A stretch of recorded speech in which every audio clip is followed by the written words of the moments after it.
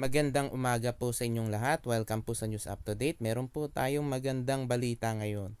So ito, basahin natin yung press release na inilabas ng Securities and Exchange Commission noong September 6, 2023. So ito yung title, SEC secures conviction of 6 investment scammers.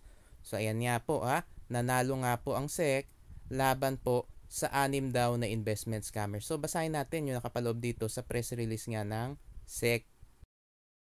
The Securities and Exchange Commission or SEC has successfully secured the conviction of 6 individuals involved in an investment scam operated by GDM Finance SARL, marking the 22nd conviction for violations of the country's securities law. In a joint decision dated April 17, the Pasig City Regional Trial Court Branch 158 found Anita E. Armada, Melanie P. Cabrera, Josephine D. Maranan, Nanette D. Tongco, Gerald L. Samson, and Jacinto Lucio P. De Catalina guilty beyond reasonable doubt of violating Sections 8 and 26 of Republic Act No. 8799 or the Securities Regulation Code or SRC. The convicted individuals were sentenced to pay a total fine of 100,000 pesos each with subsidiary imprisonment. So ayan nga, pinagbabayad nga yung mga nakonvict ng multa na 100,000 pesos kada isa at meron din daw kulong pero hindi pa natin alam kung gaano katagal yung kulong nila. The case stemmed from an information received by the SEC Enforcement and Investor Protection Department or EIPD in July 2018, alleging that GDM had conducted a seminar in a mall where speakers enticed the audience to invest in GDM for a weekly return of at least 2.5%. So, ayan nga mga kababayan, ang laki nga ng pangakong kitaan nila, 2.5% weekly. Pero ngayon, mas matitindi na kasi yung iba nangangako pa ng 5% daily. So kapag ganun po kalaki ang mga pangakong kitaan, alam nyo na po na yan po ay too good to be true at dapat na po ninyong iwasan. Mga kababayan, umiwas po kayo sa mga ganyan too good to be true na mga investment schemes. After conducting an on-site field investigation, the EIPD confirmed that GDM indeed engaged in investment-taking activities. The investigation also uncovered that GDM had a Facebook account where it advertised that it could pay dividends to shareholders and provide a steady return on investment received. In November 2018, the EIPD, together with the Anti-Cybercrime Group of the Philippine National Police or PNP, conducted an entrapment operation where the accused were arrested. Section 8 of the SRC explicitly prohibits the sale or distribution of securities without first being registered with the SEC. Likewise, Section 26 makes it unlawful for individuals to employ fraud, deceit, and omission to garner investments from the public.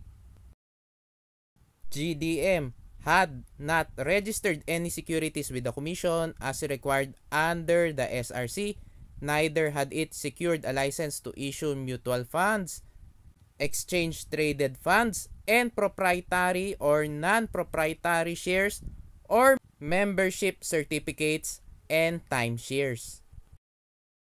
In this case, it is clear that the accused is soliciting investment from the attendees and promises that the same will earn guaranteed profits through the placements that will be made by GDM, the court stated.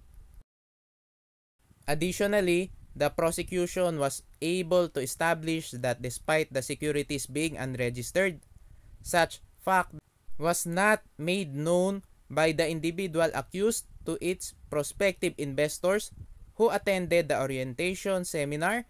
Thus, they are liable under Section 26.2 of the SRC for omitting a material fact that misleads the public into believing that the securities they offer are registered. Kaya mga kababayan, bago nga kayo, di ba? Pumasok sa kahit na anong investment, kailangan siguraduhin muna ninyo na may secondary license. Kasi nga, kailangan ang isang kumpanya bago manghingi ng investment sa publiko o bago tumanggap na investment sa publiko, dapat may secondary license muna yan. Kahit na ano pang negosyo yan, kahit nasabihin pa nilang crypto trading daw, forex trading, stock trading, o advertising, or agriculture, o NFT, o play to earn, o kahit na ano pang mga pambobola, dahil ang daming mga pambobola ng mga companies. At yung iba nga, di ba? On-pal daw o online paluwagan, meron ding mga benta slots at kung ano-no. Yung mga iwe or mga invest, wait and earn na yan, ang dami nila mga pambobola. Meron yung manonood ka lang daw na ads, kikita ka na, pero kailangan daw pumili ka muna ng package. Ang dami pong mga modus niyan. Kaya nga mga kababayan, umiwas po kayo dyan sa mga too good to be true na mga investment scams. Meron pa yung mga task scams at kung ano-ano pa. Huwag kayo magpapabola. Kasi sinasabi lang nila yan na sila daw ay nasa casino junket or trading, crypto mining, o kahit na ano pang mga trading yan, tulad nga daw ng forex or futures trading. Huwag kayo magpapaniwala dahil binobola lamang kayo niyan. Mari, sa umpisa, padamahin kayo, bigyan kayo ng payout. Pero sigurado po, sa dulo ay tatakbuhan po kayo niyan. To date, the SEC has secured the conviction of 33 individuals in 22 cases meted by the courts with a total imprisonment of 712 years and an aggregate fine of 28.4 million pesos. So ayan nga po, marami na nga pong napakulong ang SEC at marami na rin silang nakasuhan. So mga kababayan, umiwas na po kayo dyan sa mga investment scams na yan, at kung kayo po ay naloko ng isang investment scam ay pwede po kayo magreklamo sa SEC. As of September 2023, 355 individuals are being actively prosecuted before the regional trial courts in 145 cases for violations of the SRC and 2 cases for violations of Republic Act number 11765 or the Financial Products and Services Consumer Protection Act of 2022.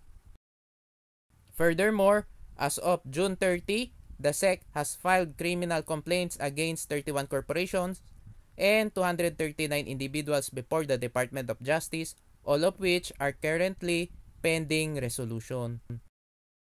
So ayan po mga kababayan, wag po kayong mawawala ng pag-asa kasi nga meron pa rin hustisya. Pwede pa rin na maipakulong at maparusahan yung mga scammers. Pero ang mas mabuti nga na gawin nyo ay wag na po kayo sumali dyan sa mga scams. Kaya po dumarami yung mga scammers kasi alam nila na marami rin silang maloloko at kaunti lang yung nagre-reklamo.